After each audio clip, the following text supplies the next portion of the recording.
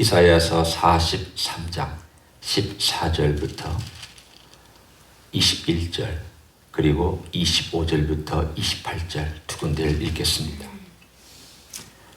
너희의 구속자여 이스라엘의 거룩하니 여호와가 말하노라. 너희를 위하여 내가 바벨론의 사람을 보내요. 모든 갈대아 사람에게 자기들이 연락하던 배를 타고 도망하여 내려가게 하리라. 나는 여호와 너희의 거룩한 이요 이스라엘의 창조자요 너희의 왕이니라. 나 여호와가 이같이 말하노라. 바다 가운데 길을 큰 물 가운데 지름길을 내고 병거와 말과 군대 용사를 이끌어내어 그들이 일시에 엎드러져 일어나지 못하고 소멸하기를 꺼져가는 등불 같게 하였느니라. 너희는 이전 일을 기억하지 말며 옛날 일을 생각하지 말라. 보라, 내가 새 일을 행하리니 이제 나타낼 것이라. 너희가 그것을 알지 못하겠느냐? 반드시 내가 광야의 길을 사막의 강을 내리니 장차 들짐승 곧 승냥이와 타조도 나를 존경할 것은 내가 광야의 물을 사막의 강들을 내어 내 백성 내가 택한 자에게 마시게 할 것임이라. 이 백성은 내가 나를 위하여 지었나니 나를 찬송하게 하려 함이니라. 25절입니다. 나 곧 나는 나를 위하여 네 허물을 도말하는 자니 네 죄를 기억하지 아니하리라. 너는 나에게 기억이 나게 하라. 우리가 함께 변론하자.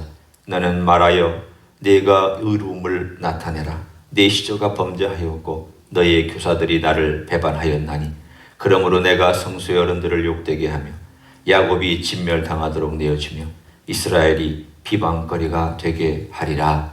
아멘. 14절부터 읽었던 21절까지의 말씀은 미래에 대한 하나님의 약속이고요.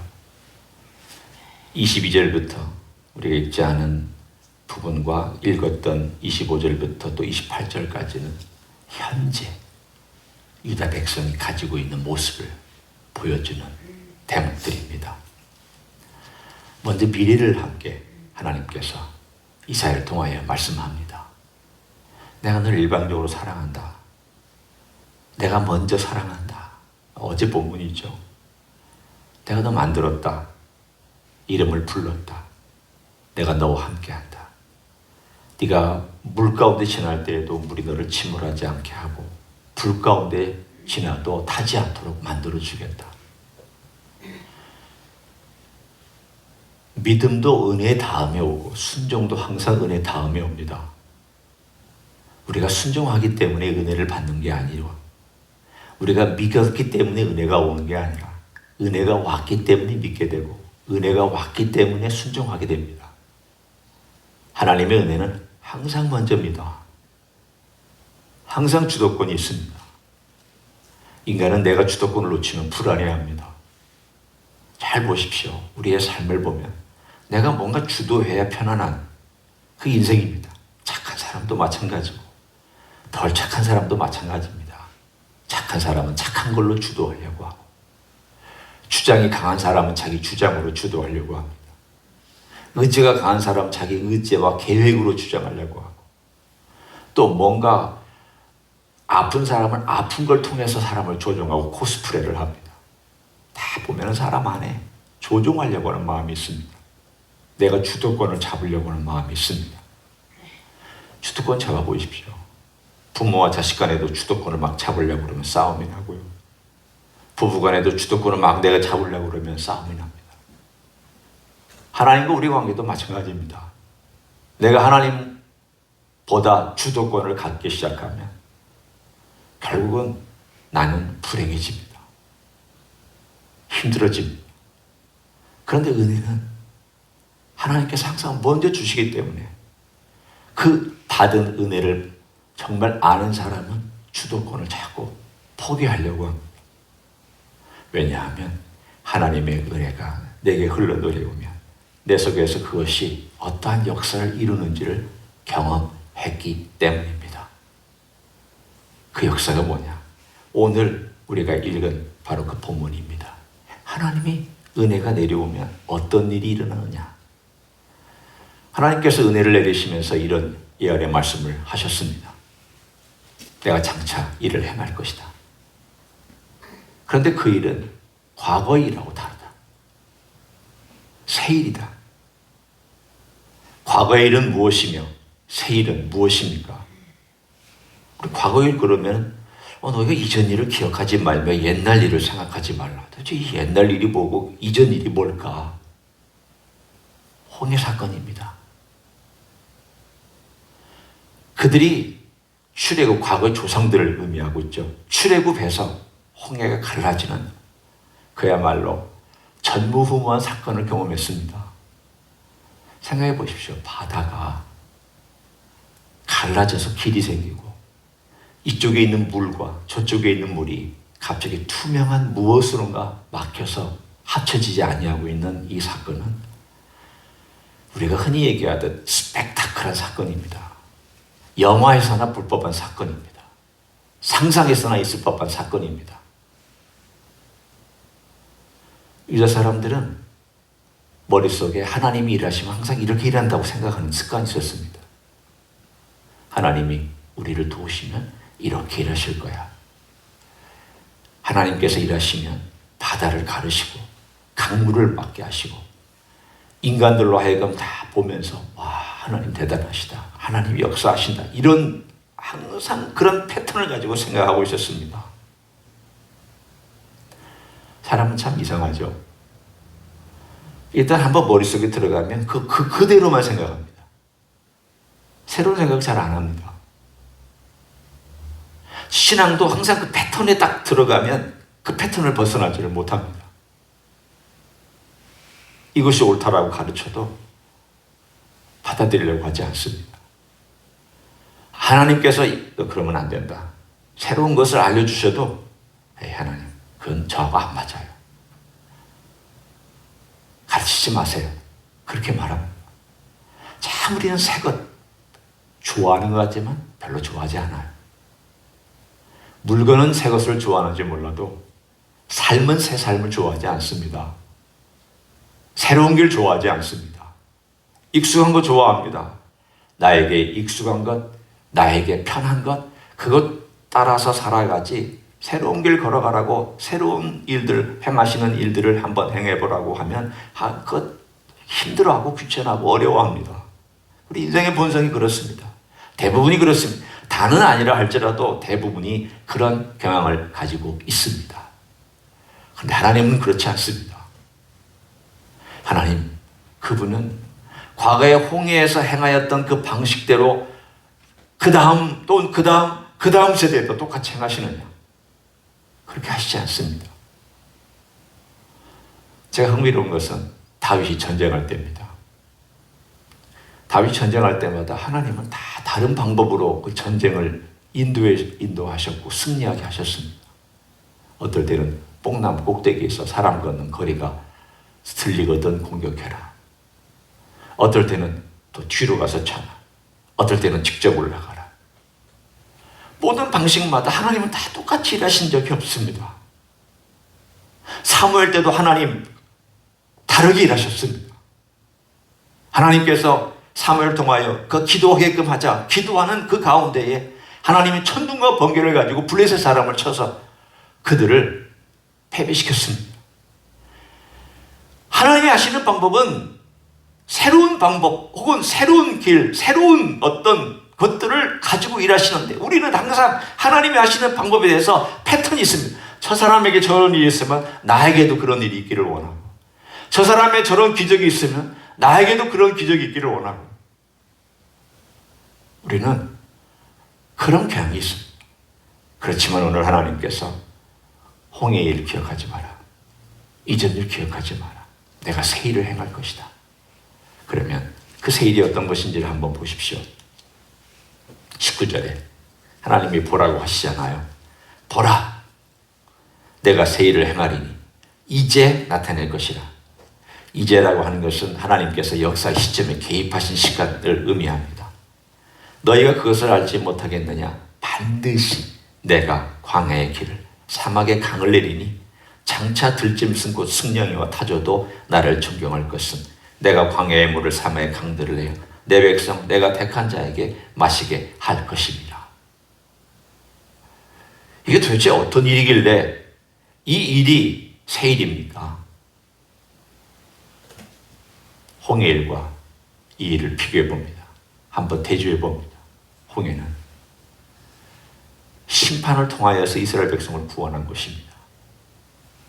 광야에 길을 내고 샘을 내는 것은 심판이라기보다 주변을 살리고 소생시키는 일을 통해서 이스라엘 백성을 공급해 주신 일입니다. 뭐가 더 스펙타클합니까? 홍해 사건이 더 스펙타클하게 보입니다. 광야에 샘이 흐르는 건 그럴 수도 있겠네. 어느 날 샘이 이렇게 올라와서 샘이 터져가지고 거기 시냇물이 흐르면 뭐 그럴 수도 있겠네. 자연적으로 일어날 수도 있겠네. 사람들은 이것을 더 신기하게 생각하지 않을 것입니다. 사람들은 스펙타클한 걸 찾습니다. 신앙적인 면에서도 스펙타클한 것을 항상 의지하고 그걸 찾습니다. 그런데 하나님의 새 일은 오늘 이 본문은 적어도 우리들에게 앞으로 하나님께서 사막 같은 인간의 역사 속에, 광야 같은 인간의 역사 속에 어떠한 역사를 이루실 것인가를 보여주는 대목입니다. 여러분, 인간의 세계가 광야입니다. 여러분이나 제 마음이 광야입니다. 예수님 없이 살았던 인생이 광야였고, 예수님을 알아도 제대로 알지 못하고 살은 삶이 사막이었습니다. 물이라고는 없었습니다. 목마른 삶이었습니다. 세상에 어리석은 것들만 마시고 살았습니다. 세상에 잘못된 걸 추구하며 살았습니다. 내 눈에 보이는 것은 사실은 화려한 것들을 보고 있지만 죽음의 것들을, 죽음의 행진들을 보고 살았습니다. 이게 우리 인생이었습니다. 이게 광야가 아니고 무엇입니까? 사막이 아니고 무엇입니까? 물론 이것은 하나님께서 바벨론 땅에서부터 그들을 데리고 오는 것에 대한 첫 번째 사건이고, 두 번째 가장 큰 사건은 우리 예수님께서 이 땅에 오셔서 광야에 물을 내시고 사막에 강을 내시는 궁극적인 성취가 예수님에게서 이루어진 것입니다. 그런데 그 예수님께서 이루신 그 일이 오늘 내게 이루어지고 있는 것을 또한 예언으로 말씀하고 있습니다. 이 일이 제일 어려운 일입니다. 제가 신앙인으로서, 그냥 솔직하게 여러분도 신앙인이고 저도 신앙인이니까 그냥 신앙인 대 신앙인, 목사 대 성도가 아니라 신앙인 대 신앙인으로서 얘기합니다. 제일 어려운 게 뭔가 봤더니 내 마음 변하는 겁니다. 세상 조직 변하는 것은 그렇게 어렵지 않습니다. 건물 변화시키는 것은 그렇게 어렵지 않습니다. 길 닦고 내는 건 그렇게 어렵지 않습니다. 새로 뭐 만드는 거 그렇게 어렵지 않습니다. 제일 어려운 것, 이 속이 변하는 겁니다. 너무너무 어렵고 너무너무 힘든 일입니다. 내가 백날 결심하고 백날 마음 먹고 백날 하겠다고 해도 안 되는 게 바로 변화되는 일입니다. 그럼 누가 하시느냐? 오늘 본문에 말씀하자는 내가 행하겠다고 말씀하시잖아요. 보라, 내가 새 일을 행하겠다. 이제 나타낼 것이라. 반드시 내가 라고 말씀하시잖아요. 내가. 오늘 여기에 내가라는 말이 얼마나 자주 등장하는지에 대해서 우리가 초점을 맞춰야 됩니다. 19절, 보라, 내가. 또 뒤에도 반드시 내가. 20절, 장차 들짐승고 승냥이와 터져도 나를 존경할 것은 내가. 또 내 백성 내가 택한 자에게 마시게 할 것입니다. 21절, 이 백성은 내가. 얼마나 강조하고 싶으면 이렇게 자주 말씀하십니다.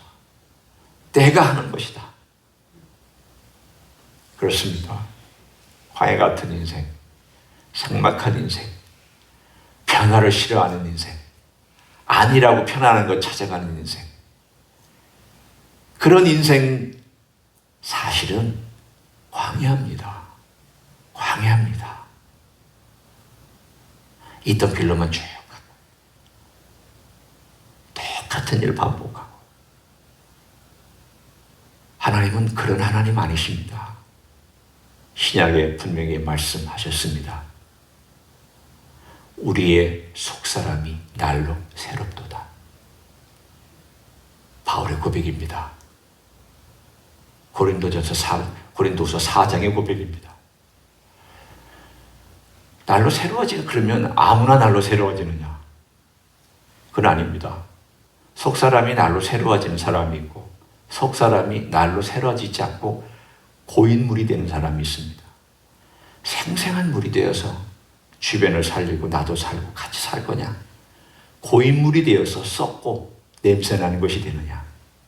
우리 속사람도 생수가 되고 솟구쳐 오르는 삶을 살아가는 날로 새로워지는 사람이 있고 고인물이 되어서 썩고 냄새나는 사람이 있습니다. 내가 속사람이 우리 주님으로 인해서 거듭났다고 가만히 있으면 고인물 됩니다. 그럼 어떻게 하면 이렇게 되느냐? 제가 이미 말씀드렸습니다. 하나님께서 하시도록 하라. 우리 주님께서 하시도록 하라. 우리 주님께서 내 밭을 기억하시도록, 주님께서 내 삶을 주관하시도록. 방법 한 가지밖에 없습니다. 크리스찬에 우리 주님께서 다 행하시고 주님께서 다 주셨고 다 이루시고 은혜도 베풀어 주시고 주도권도 주님이 갖고 계시고 모든 것들은 다 주님이 행하시는데 딱 한 가지만 하면 됩니다. 항복하면 됩니다. 하나님 하십시오. 주님 행하십시오. 저는 광야 같은 인생입니다. 저는 아무것도 알 수 없습니다. 주님이 제 마음을 다스리시고 성령님이 저를 주관하십시오. 그 외에는 제가 변화받을 수 있는 일이 없습니다. 새 일 가라고 하면 가겠습니다. 새로운 선택하라고 하면 하겠습니다. 저를 인도해 주십시오. 이렇게 맡겨야 됩니다. 그리고 정말 하나님께서 너 새 일 해라. 그러면 해야 됩니다. 그때서 또 이건 어렵습니다. 안 됩니다. 힘듭니다. 이건 제가 안 해본 것입니다. 이러면 안 됩니다.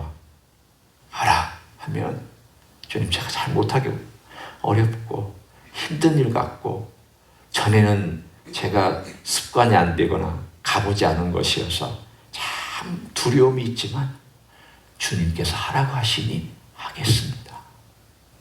그때에 내가 너와 함께 할 것이다. 이게 이루어지는 겁니다. 똑같은 길 왔다 갔다 하면 하나님이 나와 함께 한다는 거 경험 못 합니다. 왜? 내 경험으로 다 하는데요. 내 방식대로 다 하고 있잖아요.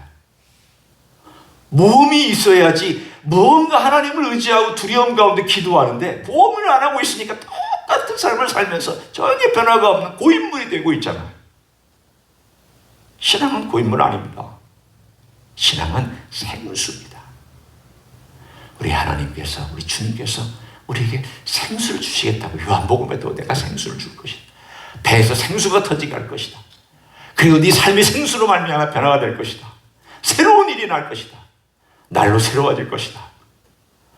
그게 우리에게 주신 강력한 이루어질 약속인 줄로 믿습니다.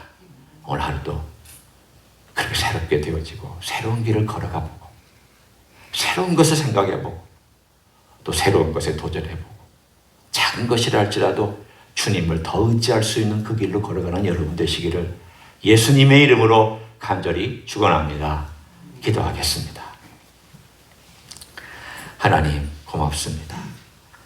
우리는 자꾸 과거를 생각하고 이제까지 살아온 방식을 고집하고 두려워서 새로운 길을 가보려고 하지를 않습니다. 그렇지만 주님, 우리 주님이 행하시는 길은 늘 새롭고 속사람을 새롭게 만들어 주시며 우리의 환경도 또 우리의 길들도 주님께서 주님의 뜻하신 바를 따라서 인도해 가시는 주님이신 줄로 믿습니다. 이런 주님을 의지합니다. 주여, 오늘 하루 주님께 항복하기 원합니다. 잘못된 것 가지고 주님 앞에 회개하는 것도 항복하는 것이며 내 삶을 바꿔가기 원하여 주님께 기도하는 것도 항복하는 것이며 주님의 뜻에 따라 새로운 길을 걸어가는 것도 항복하는 길인 줄로 믿습니다. 그런 길 걸어갈 수 있도록 축복하여 주시옵소서.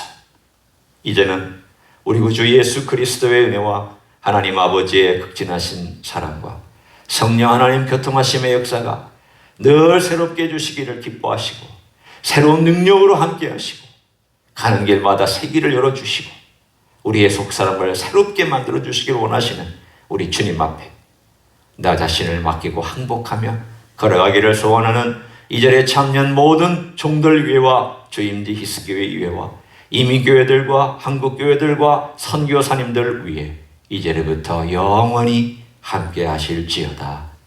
아멘.